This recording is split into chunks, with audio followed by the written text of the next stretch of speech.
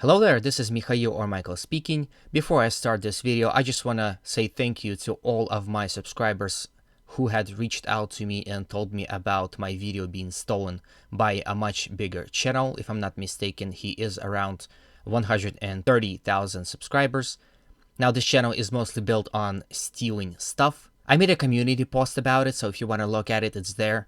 But yeah, overall I was shocked and kind of disgusted by this, but what can I do? So anyway, today's video is going to be relatively short as situation from yesterday and the day before had not changed much. Most changes are occurring in Bakhmut though, as Russians are closing down on Ukrainian forces in this city. First we go to the south of Bakhmut. Here, a day ago, Russia have finally established control over the Mariupolska street here. This is the approximate territory that Russians have captured in the last 2 days. They are now attacking beyond Mariupolska street in this sector. As you can see, the entire salient here is getting smaller and smaller. The reason why Russians were being more successful on this direction and had not seen much success here is once again because this sector right here has a lot of high-rise buildings and Russians are reporting some trouble attacking in these directions. However, they are, as far as I know, attacking along this road right here and now fighting in this zone for the control over the high-rise buildings. They are also attacking all along this front, once again in order to close the salient. I guess we will see what will happen in a few days. Now, from here we go where Bakhmutovka River is. Russians had captured more territories here, so around this much.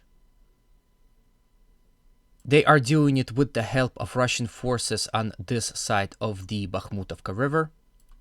The Prigozhin himself recently visited the school number 5 here.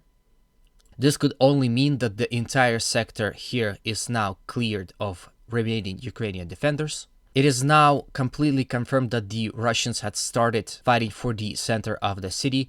Even the pro-Ukrainian deep state map had confirmed it. Here is the photo with geolocations. So it is safe to assume that Russians are attacking beyond their recently captured positions in those general directions, but recently faced a new problem. It would seem that when Ukrainians realized that the building that they are defending is going to be lost, they stuck it up with explosives, wait till Russians came in or came to the vicinity of this building and exploded. Here is the video of that happening.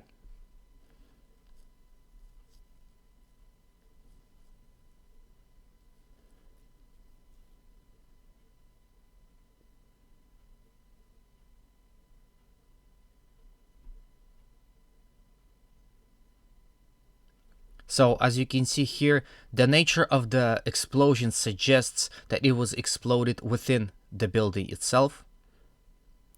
So the building was stuck up with explosives. Now, as you can see, there are no Russians in sight.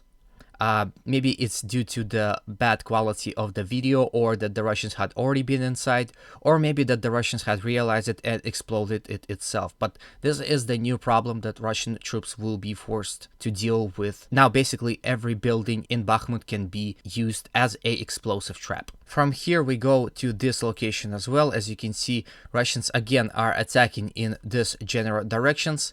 However, it is reported that Ukrainians have deployed their elite troops in this location, so Russians will have hard time attacking and capturing this road.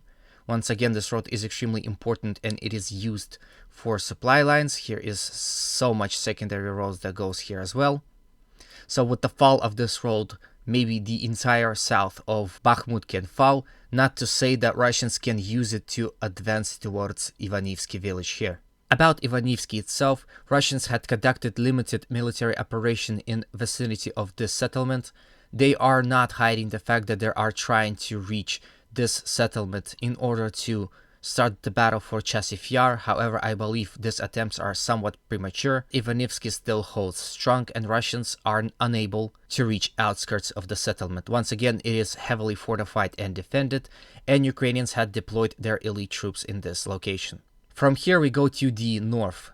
Now, Russians are experiencing success here. They had cleared the entire Azom factory some time ago and now attacking beyond it in another sectors. There are reports that Russians are clearing more and more factory buildings here. as well as attacking towards the railroad and beyond this street right here. Russians are also attacking along this water reservoir in this direction. Now, I want to say that the fact that Russians are stalled in the north makes a lot of sense, because here we can see village of Hromove, which is absolutely important for Ukraine because this village controls this road. This is the only usable road left for Ukrainian forces. So if Russia would succeed on this side, they would ruin the entire supply logistics for the Bakhmut city. So once again, here as well, Ukrainians are developing good combat-ready elite troops. Now, the situation at the north of Bakhmut had not changed all that much. Russians are continuously attacking towards Bogdanivka and Grigorovka here. No success was reported both by Russians and Ukrainians, but the damage to those settlements and the troops within is done, as Russians are heavily bombarding these settlements. Battle for Orekhovo-Vasiliivka continues. Hard to say who's winning at this point. Russians are continuously trying to expand their zone of control near E40 highway as well as Lisyansky village. To the Seversk front, Russians are continuously attacking towards the settlements of Vesely, Spirde, Verkhokamyansky, and Belokharivka.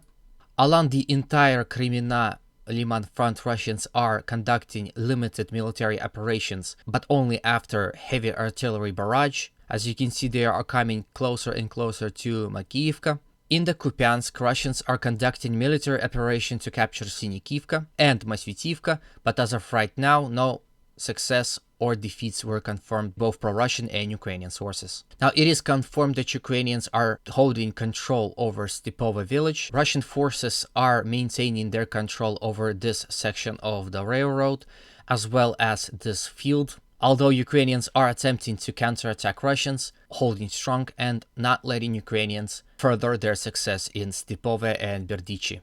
Now, the reason why this happens because Ukrainian had panicked, as Russians had punched through in the direction of Stepova as well as Berdichi and heavily reinforced this entire front. The Russians had advanced from Vadyane towards Severne and Tonenke for some time, but did not reach any success. In Apitny, Russians are stuck here as they are fighting in this sector, which is full of Ukrainian trenches that are located in front of Avdiivka. Now, in Marinka, battles are continuing in the center of the city as well as to its flank and near the Pobeda village. Russian forces reporting that they had achieved relative success in the center. This map, as you can see, suggested it painted a slight red here. But once again, we need more confirmations on this. So this is the end of the video. Now, once again, I want to say thank you all for your support and feedback, for your likes, comments, and especially for those who had recently subbed to my channel. I try to update daily, but sometimes it's hard to find content as the battles are now slow and bloody. If you like my content, once again, please consider supporting it with like, comments, because it promotes my videos to a wider audience. Like always, humanity calls me to condemn all violence against human beings. Hope you have a good day, and always remember, Russia will be free.